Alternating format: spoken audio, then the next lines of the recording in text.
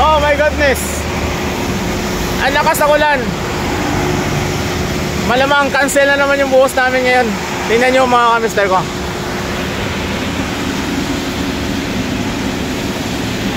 Oh, ano yan? Mapipison pa yan? Hindi na. Napotsak na yan. Oh no. Yan.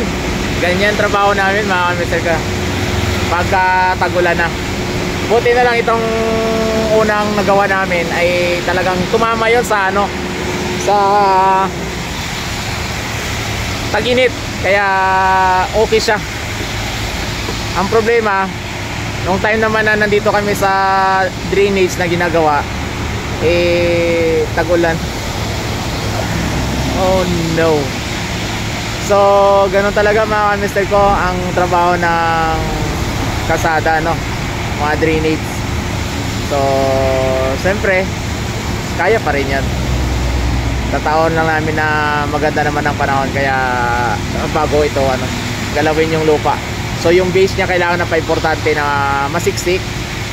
So yun yung piniprepare namin dito sa site namin. So dahil umulan, ang mangyari naman ito ay patutuyuin muna. Hindi siya pwede mapison kasi puputik lang siya lalo. So ganoon siya mga kamister ko. O, tagulan na talaga. May bagyo yata mga kamister ko.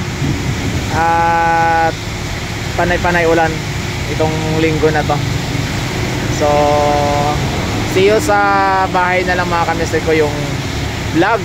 So ito siguro yung pinaka huling upload natin ngayon dito sa site.